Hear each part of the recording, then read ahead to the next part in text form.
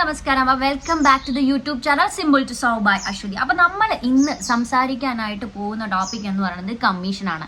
Commission എൻ്റെ 2 ദിവസം മുന്നേ ആണ് കഴിഞ്ഞത്. അന്ന് എന്നെ വീഡിയോ ഇടണം വിചാരിച്ച, പക്ഷെ അന്ന് ഒരുപാട് ടയേർഡ് ആയിരുന്നു, ഉറങ്ങിത്തെടുത്തു. പിന്നെ അത് തന്നെ ഇന്നലെ ഒരു ദിവസം ഫുൾ ഡേ റെസ്റ്റ് എടുത്തു.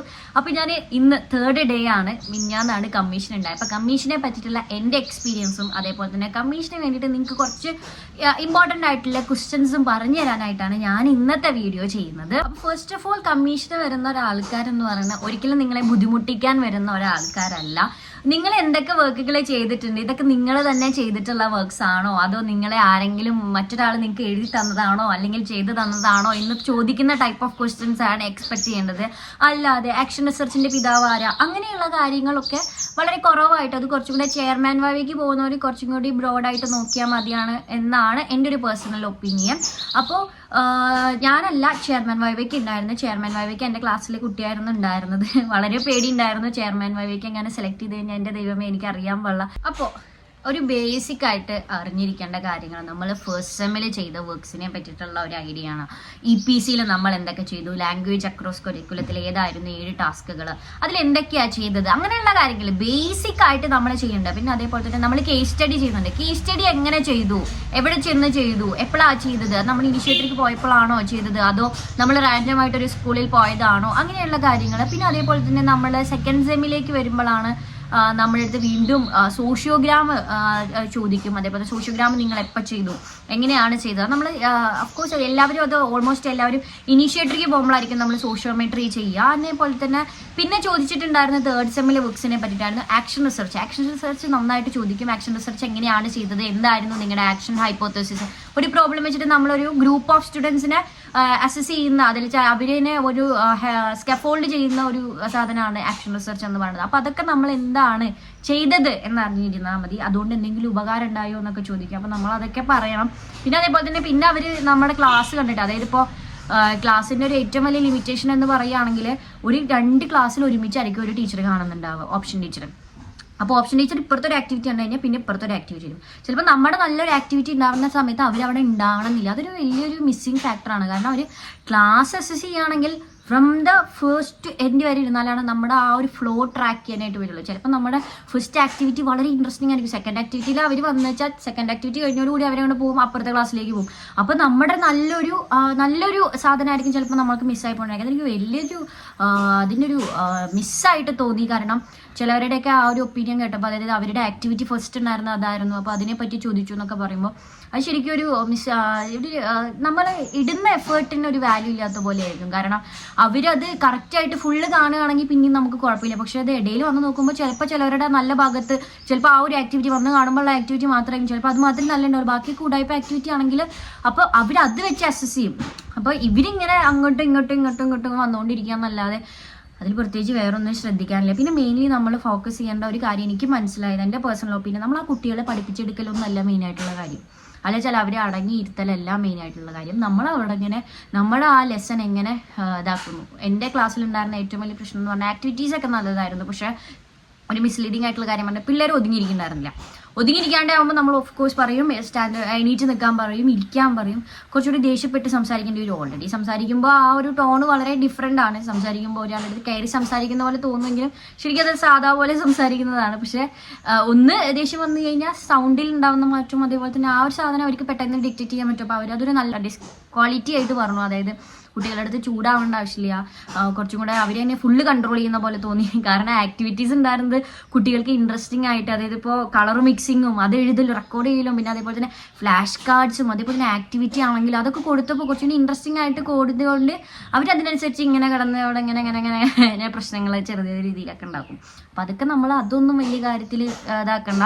പിന്നെ ചിലവരുടെ അടുത്ത് പറയാം, എൻ്റെ അടുത്തൊക്കെ പറഞ്ഞത് കുറച്ചും കൂടി ഓവർ റഷായിട്ട് ബിഹേവ് ചെയ്തു എന്നുള്ള കാര്യമാണ്. പക്ഷെ എൻ്റെ ഒരു ഫ്രണ്ടിൻ്റെ അടുത്ത് ആദ്യയുടെ അടുത്ത് പറഞ്ഞു, അതിൽ വളരെ സോഫ്റ്റായിട്ട് സംസാരിക്കുന്ന, സോഫ്റ്റായിട്ട് കാര്യങ്ങൾ ഡീൽ ചെയ്യുന്ന ഒരു കുട്ടിയാണ്. അപ്പോൾ ആ കുട്ടിയുടെ അടുത്ത് പറഞ്ഞിട്ടുണ്ടായിരുന്നത്, ഒരു മാത്സ് ടീച്ചർ എന്ന് പറയുമ്പോൾ കുറച്ചും കൂടെ ഒരു ബോൾഡ്നെസ് കാണിക്കണം, ഒരു കുറച്ചും കൂടെ ഒരു സ്റ്റെപ്പ് ഓൺ ആയിട്ട് ഒന്ന് ക്ലാസ് എടുക്കണം എന്നുള്ള കാര്യമാണ്. അപ്പോൾ അവരെന്തായാലും നമ്മുടെ ഒരു ചെയ്യാത്തൊരു കാര്യം എന്തായാലും അവർ വന്ന് പറയും. അതിൽ നമ്മൾ എന്ത് ചെയ്യണം, അത് നമ്മൾ അതെങ്ങനെ ചോദിക്കും, നിങ്ങളുടെ ക്ലാസ്സിനെ പറ്റി നിങ്ങൾക്ക് എന്താ ഒപ്പീനിയൻ എന്നൊക്കെ ചോദിക്കാം. നമ്മൾ പറയണം ഇങ്ങനെ ആയിരുന്നു, അപ്പോൾ ഈ ഒരു റീസൺ കൊണ്ടാണ് നമുക്ക് ഇങ്ങനെ ഒരു സാഹചര്യം വന്നത്, അങ്ങനെ എന്നൊക്കെ പറഞ്ഞിട്ട് എടുക്കുക. പിന്നെ കമ്മീഷന് പോകുന്ന സ്കൂള് പോലെ ഇരിക്കും. ആ സ്കൂളിലെ പിള്ളേർ, എൻ്റെ ദൈവമേ, ഇങ്ങനൊരു കുട്ടികൾ അവിടെ മറ്റേ ഇന്റേൺഷിപ്പിന് പോയ കുട്ടികളുടെ കാര്യം എന്ന് പറഞ്ഞു കഴിഞ്ഞാൽ ദൈവമേ അവരെന്നൊക്കെ ഇങ്ങനെ തൊഴുകണം. കാരണം ഏറ്റവും ഡീസന്റ് കുട്ടികളായിട്ട് ഇരുന്നത് കമ്മീഷനാന്നാണ് പറഞ്ഞത്. അങ്ങനെയാണെങ്കിൽ അവരത് ഭയങ്കര ബുദ്ധിമുട്ടാണ്. കാരണം നമ്മൾ സ്കൂൾ ചൂസ് ചെയ്യുമ്പോൾ നമ്മൾ ഫാക്കൽറ്റിയോട് പറയുക കുറച്ച് നല്ല സ്കൂൾ, അതായത് പറഞ്ഞാൽ കേൾക്കുന്ന ഒരു കൊച്ചു കുട്ടികളെങ്കിലും ഉള്ള ഒരു സ്കൂളാണെങ്കിൽ കുറച്ചുകൂടെ നല്ലതായിരിക്കും. കാരണം നമ്മുടെ പെർഫോമൻസിനെ അതൊക്കെ എഫക്റ്റ് ചെയ്യും. കാരണം നമ്മളൊരു ഓൾറെഡി ഒരു കുറച്ച് സ്ട്രെസ്ഡൊക്കെ ആയിട്ടായിരിക്കും വരിക. അതൊക്കെ ഒരുപാട് ടെൻഷൻ അടിച്ച് സ്ട്രെസ്സൊക്കെ ചെയ്തു. കാരണം നമ്മൾ വരുമ്പോൾ നമുക്ക് അറിയില്ല എന്താ നടക്കാൻ പോകുന്നതെന്നുള്ളത്. കാരണം ഒരു ഇൻസൈറ്റ് എക്സ്പീരിയൻസ് ഓരോരുത്തരും ഓരോ രീതിയിലാണ് നമ്മുടെ അടുത്ത് വന്ന് പറയുന്നത്. നമ്മളിപ്പോൾ ഒരാളുടെ ചോദിക്കുമ്പോൾ അവർ പറയും വേറൊരു ഒപ്പീനിയൻ പറയും, മറ്റൊരാളുടെ ചോദിക്കുമ്പോൾ മറ്റൊരാൾ വേറൊരു ഒപ്പീനിയൻ പറയും. അപ്പോൾ നമുക്ക് ഇതിനെപ്പറ്റി ബേസിക് ഐഡിയ കിട്ടില്ല. ശരിക്കും പറഞ്ഞു കഴിഞ്ഞാൽ PG ചെയ്തവർ ഒരു പ്രൊജക്ട് വൈവ കഴിഞ്ഞ ഒരാളെ സംബന്ധിച്ച് ഇതൊരു സാധാ ഒരു വൈവ, അല്ലാണ്ട് അതിൽ അത് ഇത് അങ്ങനെ ഇങ്ങനെ അത് ഇതിലോ അങ്ങനെയൊന്നും ഇല്ല. നമ്മളെ ഒരു സോഫ്റ്റ് ആയിട്ടുള്ള കാര്യങ്ങളൊക്കെ ഡീൽ ചെയ്യുക. അതുപോലെ തന്നെ ഒരു ലേണിംഗ് എയ്ഡ് ഒക്കെ നോക്കുള്ളൂ. ലേണിംഗ് എയ്ഡ് അവർ ജസ്റ്റ് ഒന്ന് ഇങ്ങനെ നോക്കും. ഞാൻ ഞെട്ടിപ്പോയി. കാരണം അവരത് നോക്കുന്നില്ല. ജസ്റ്റ് ഇപ്പോൾ നമ്മൾ 4-5 ലേണിംഗ് എയ്ഡ് ഉള്ളൂ. ഓക്കെ, ഒരു ഇംപ്രവൈസ്ഡ് എയ്ഡ് എടുക്കും. എൻ്റെ അടുത്ത് പറഞ്ഞ ഒരു ഇംപ്രവൈസ്ഡ് എയ്ഡ് എടുക്കാൻ മാത്രമേ പറഞ്ഞുള്ളൂ. നമ്മളത് മാത്രമേ അവർ നോക്കുള്ളൂ, വേറെ ഒന്നും നോക്കൊന്നുമില്ല. ഞാൻ ഇംപ്രവൈസ്ഡ് എയ്ഡ് ആയിട്ട് കാണിച്ചത് എൻ്റെ ഒരു CP ഡിറ്റക്ടർ പറഞ്ഞ സാധനം ഉണ്ടായിരുന്നു. അപ്പോൾ അതായിരുന്നു ഞാൻ കാണിച്ചിട്ടുണ്ടായിരുന്നു. അപ്പോൾ അത് അവർ കണ്ടപ്പോൾ പറഞ്ഞത് ഗ്രേറ്റ് വർക്ക് ആയി എന്ന് പറഞ്ഞു. കാരണം കുറച്ചുകൂടി അതിങ്ങനെ ടച്ച് ചെയ്ത് കഴിഞ്ഞാൽ മറ്റേ മിനി ലാപ്പ് പോലെ ഒരു സാധനമാണ്. ഞാൻ കാണിച്ചു തരാം കേട്ടോ. അപ് ടു ദ എൻഡിൽ ഞാൻ എൻ്റെ എല്ലാ സാധനങ്ങളും അൺബോക്സ് ചെയ്യാനുണ്ട്. എൻ്റെ എല്ലാ ലേണിംഗ് എയ്ഡ്സും ഞാൻ പെറുക്കിക്കൊണ്ട് വന്നിട്ടുണ്ട്. അപ്പോൾ അതൊക്കെ ഞാൻ കാണിച്ചു തരാം കേട്ടോ. അത് കഴിഞ്ഞാൽ ഈ ഒരു എക്സ്പ്ലനേഷൻ കഴിഞ്ഞ് കഴിഞ്ഞാൽ ഞാൻ എൻ്റെ ലേണിംഗ് എയ്ഡ്സ് മൊത്തം കാണിച്ചു തരാം. അപ്പോൾ ഒരു വർക്കിംഗ് മോഡൽ അല്ലെങ്കിൽ ഒരു സ്റ്റിൽ മോഡൽ എടുക്കൂ, നിങ്ങളുടെ ബെസ്റ്റ് വർക്കായിട്ട് തോന്നിയ ഒന്ന് എടുക്കൂ. ഇത്രയൊക്കെ ഉള്ളൂ. പിന്നെ ആൻസർ പേപ്പർ എന്നൊക്കെ പറഞ്ഞ് കട്ടിക്ക് വെച്ച കുറേ സാധനങ്ങളൊക്കെ ഉണ്ട്. അതൊക്കെ ഒന്ന് ജസ്റ്റ് ഇങ്ങനെ തുറക്കും, ഒരു സൈൻ ഇടും. ആ സൈൻ ഇടേണ്ടവർ എന്തെങ്കിലും ചോദിച്ചു മനസ്സിലായി. ചില റെക്കോർഡുകളിലൊക്കെ എനിക്ക് തോന്നിയില്ല എന്തിനാ അതൊക്കെ ചെയ്ത് അച്ചീവ്മെന്റ് ടെസ്റ്റ് അത് ഇത് ബ്ലൂ പ്രിന്റ് അങ്ങനെ എങ്ങനെ എന്നൊക്കെ പഠിച്ചിട്ടും ബ്ലൂ പ്രിന്റ് ഒക്കെ ചോദിക്കും. ബ്ലൂ പ്രിന്റ് ഒക്കെ എന്തൊക്കെയാണ് ഡയമെൻഷൻ, എന്താ ബ്ലൂ പ്രിന്റിന്റെ പ്രത്യേകത, എന്താ പെഡഗോഗിക് അനാലിസിസ്, എന്താ കണ്ടന്റ് അനാലിസിസ്, എന്താ ഫാക്ട് കോൺസെപ്റ്റ്, അങ്ങനെ വളരെ കുറച്ച് നമ്മൾ ഓവർ സ്ട്രെസ്ഡ് ആവണ്ട. ഏറ്റവും കൂടുതൽ നമ്മൾ ടേക്ക് കെയർ ചെയ്യേണ്ടത് ക്ലാസ് നല്ല പോലെ എടുക്കുക. നല്ല ആക്ടിവിറ്റീസ് നിങ്ങളെ കൊണ്ട് പറ്റുന്നതിന് ഏറ്റവും ബെസ്റ്റ് ആക്ടിവിറ്റീസ് കൊടുക്കുകയാണെങ്കിൽ ആ ക്ലാസ്സിനെ പറ്റി നല്ലൊരു ഒപ്പീനിയൻ കേൾക്കാം. പിന്നെ അതേപോലെ തന്നെ കുട്ടികളുടെ അടുത്ത് ചൂടാവാതിരിക്കുക. എനിക്ക് മനസ്സിലായ കാര്യം, കുട്ടികളുടെ അടുത്ത് ദേഷ്യപ്പെടരുത്. നമ്മൾ കാമായിട്ട് പറയുക. നമ്മളങ്ങനെ ഒന്ന് ദേഷ്യപ്പെട്ട് പറഞ്ഞു കഴിഞ്ഞാൽ അത് അവർ ഡിസ്ക്വാളിറ്റി ആയിട്ട് വന്നിട്ട് പറയും. അപ്പം അങ്ങനെയൊക്കെ ആയിരുന്നു കമ്മീഷൻ്റെ ഒരു എക്സ്പീരിയൻസ് ഉണ്ടായിരുന്നു. അപ്പോൾ ബേസിക് ആയിട്ടുള്ള കാര്യങ്ങളൊന്നും ഒക്കെ പഠിക്കുക, ഒന്ന് നോക്കുക. പഠിക്കേണ്ട ആവശ്യമൊന്നുമില്ല, നമുക്ക് അറിയണതേ അവർ ചോദിക്കൂ.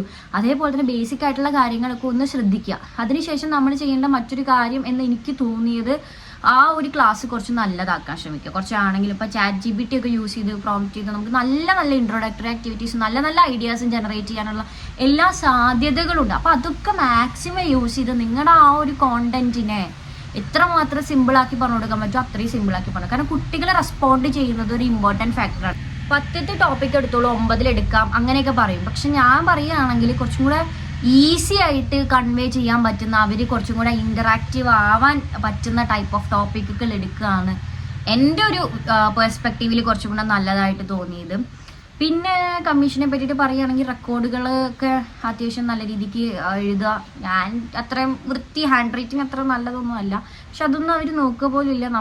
നമ്മൾ വിചാരിക്കുന്ന കാര്യങ്ങളൊന്നും അല്ല അവർ നോക്കുക. അവർ വേറെ എന്തൊക്കെയോ നോക്കും, വേറെ എന്തൊക്കെയോ ചോദിക്കും. ഇപ്പോൾ ചെയർമാൻ വൈവയ്ക്ക് പോയിട്ടുണ്ടായിരുന്ന എൻ്റെ ക്ലാസ്സിലെ കുട്ടി പറഞ്ഞത് അങ്ങനെ ചോദിക്കൊന്നുമില്ല.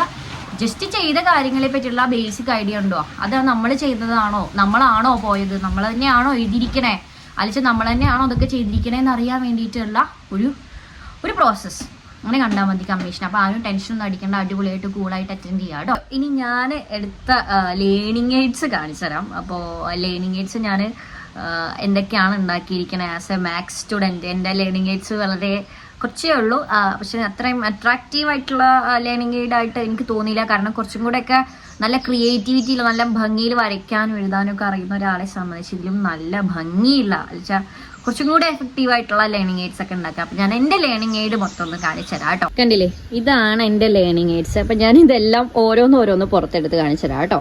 ഇതായിരുന്നു എൻ്റെ ക്രിറ്റിസിസത്തിന്റെ മോഡലായിരുന്നു കേട്ടോ. ഇത് സ്റ്റിൽ മോഡലാണ്. അപ്പോൾ ഇത് റേഷ്യോ പറയിപ്പിക്കുന്നതാണ്. അതിൽ 3 ബോയ്സും 2 ഗേൾസും ഇങ്ങനെ ഐസ്ക്രീം സ്റ്റിക്ക് ബാക്കിൽ ഒട്ടിച്ചിട്ട് ഇങ്ങനെ പ്രിന്റ് എടുത്ത ഫോട്ടോ ഇങ്ങനെ ജസ്റ്റ് ഒരു കാർഡ്ബോർഡിൽ ഒട്ടിച്ച് വെച്ചിരിക്കുക. അപ്പോൾ ഇത് ചോദിച്ചു കഴിഞ്ഞാൽ അവർ റേഷ്യോ പറയും. അതിന് വേണ്ടിയിട്ടുള്ള ഒരു സ്റ്റിൽ മോഡലായിരുന്നു. കണ്ടല്ലോ, ഇതാണ്. അവർ തുറന്നു പോലും നോക്കത്തില്ല ചാർട്ടൊന്നും. കുഴപ്പമുള്ള ചാർട്ടായിരുന്നു. ഇതിൽ ഓൾമോസ്റ്റ് 44 ചാർട്ട് ഉണ്ട്. പിന്നെ അതേപോലെ തന്നെ ഇതിൽ സെപ്പറേറ്റ് ഇട്ട് വെക്കണം. നമ്മൾ ചാർട്ട് ബുക്ക് ഷോപ്പിന് ചെയ്തിട്ടുള്ളതാണ്. ഇതിലൊരു 6-7 ചാർട്ട് ഉണ്ട്. അപ്പം അങ്ങനെ മൊത്തത്തിലൊരു 19 ചാർട്ട് ഉണ്ടായിരുന്നു കേട്ടോ എൻ്റെ കയ്യിൽ. പിന്നെ ഇത് മാത്സിൽ ഇമ്പോർട്ടൻ്റ് തിയർ ആയിട്ടുള്ള പൈതഗോറസ് തിയർ ആയിരുന്നു. അപ്പോൾ പൈതഗോറസ് തിയറം ഡിസ്പ്ലേ ചെയ്യാനുള്ള ഒരു വർക്കിംഗ് മോഡൽ ആയിരുന്നു. ജിയോ ബോർഡാണ്. ജസ്റ്റ് നമ്മളിങ്ങനെ മുട്ടുസൂചി ഇങ്ങനെ അടുക്കി വെച്ച് അതിൽ എത്ര സൈഡ്സ് ഉണ്ട്, ഓരോന്നിന് ട്രയാങ്കിളിന് 3 സൈഡ്സ് ഉണ്ട്. ഇതിങ്ങനെ കാണിക്കാനുള്ള അത് ഞാൻ വർക്ക്ഷോപ്പിന് ഉണ്ടാക്കിയതാണ്. ചാർട്ടഡ് മോഡൽ വർക്ക്ഷോപ്പിന് ഉണ്ടാക്കിയതാണ് കേട്ടോ. ഉണ്ടാക്കിയാൽ എനിക്ക് ഏറ്റവും ഇഷ്ടമുള്ള സാധനം, ഒരിക്കലും നശിപ്പിക്കാൻ പോകാത്തല്ല, ഇപ്പോഴും എടുത്തു വയ്ക്കാൻ പോകുന്ന ഒരു സാധനം ഇതാണ് CP ഡിറ്റക്ടർ എന്നാണ് ഞാൻ ഇതിന് പേരിട്ടിരിക്കുന്നത്. അപ്പോൾ ഇതിൽ ഓരോരോ നമ്പേഴ്സ് പ്രസ് ചെയ്യുമ്പോൾ ലൈറ്റ് കത്തുമെന്നറിയില്ല, കത്തുന്നുണ്ട് പക്ഷെ കാണുമെന്നറിയില്ല. അപ്പോൾ നമ്പേഴ്സ് പ്രസ് ചെയ്യുമ്പോൾ അത് ഏത് നമ്പറാണ്, കോമ്പോസിറ്റ് ആണോ പ്രൈം ആണോ, ഇത് കാണിച്ചപ്പോൾ ഗ്രേറ്റ് വർക്കായി എന്ന് കമ്മീഷൻ വന്നിട്ടുണ്ടായിരുന്ന ടീച്ചർ പറഞ്ഞു കേട്ടോ. ഇത് സീനിയേഴ്സ് അവിടെ ഇങ്ങനെ വെച്ചിട്ട് പോയിട്ടുണ്ടായിരുന്ന ഒരു ലേണിംഗ് ആയിട്ടായിരുന്നു. അപ്പം ഞാനത് വീട്ടിൽ കൊണ്ടുവന്നു. അതിൽ ഞാൻ ഈ ഔട്ട്ലൈനും സാധനങ്ങളൊക്കെ മാറ്റി അതിലെ ഫുള്ള് പൊളിച്ചെടുത്ത് ഞാൻ എൻ്റെ ടോപ്പിക്കിലേക്ക് മാറ്റി ഉണ്ടാക്കി വെച്ച ഒരു സാധനമാണ്. കാരണം എൻ്റെ മോസ്റ്റ്ലി ഇങ്ങനെ പ്ലെയിൻ ആയിട്ടുള്ള സാധനങ്ങൾ, അതിൻ്റെ പൊന്തി നിൽക്കുന്ന സാധനങ്ങളൊക്കെ കുറവായതുകൊണ്ട് ഞാനിത് അങ്ങനെയും വെച്ചിട്ടുണ്ടായിരുന്നു കേട്ടോ. ആണ് സ്ക്വയർ ഓഫ് എ സം എന്ന് പറയുന്നത്. ഇതെങ്ങനെ വന്നു എന്നുള്ളത് ഒരു വർക്കിംഗ് മോഡലാണ്. ഇങ്ങനെ എടുക്കാനൊക്കെ പറ്റും. താഴെ പോയിട്ടുണ്ട്. അപ്പോൾ ഇങ്ങനെ ഓപ്പൺ ചെയ്ത് കഴിഞ്ഞാൽ കാണിക്കാൻ പറ്റുന്ന ആൻസേഴ്സ് ഒക്കെ ഡിസ്പ്ലേ ചെയ്യാൻ പറ്റുന്ന ഒരു ബോർഡാണ്. ഇതിൽ കുട്ടികളെ കൊണ്ട് ആൻസർ സ്റ്റിക്ക് ചെയ്യിപ്പിക്കാമെന്നായിരുന്നു ചെയ്തിട്ടുണ്ടായിരുന്നത്. പിന്നെ ഇതെൻ്റെ കമ്മീഷൻ ഉണ്ടായിരുന്ന ക്ലാസ്സിൻ്റെ സാധനമാണ്. ഇതിൽ റേഷ്യോ പറയിപ്പിക്കാൻ വേണ്ടിയിട്ട് ഇതിങ്ങനെ ഓപ്പൺ ചെയ്ത് കഴിഞ്ഞാൽ ഇതിൻ്റെ റേഷ്യോ എഴുതിയിട്ടുണ്ടായിരിക്കും. ജസ്റ്റ് ഇങ്ങനെ പേപ്പർ പ്രിൻ്റ് എടുത്തതിന് ശേഷം ഒരു ചെറിയ പീസ് എടുത്തിട്ട് കുട്ടിച്ച് പൊന്തിച്ച് വെച്ചേക്കാനാണ് കേട്ടോ. പിന്നെ ഇതൊരു ആക്ടിവിറ്റി ബോർഡ്, ഡിജിറ്റൽ ബോർഡ് എന്നൊക്കെ പറയാം, അതാണ്. പിന്നെ പിന്നെ ഒരു കാറ്.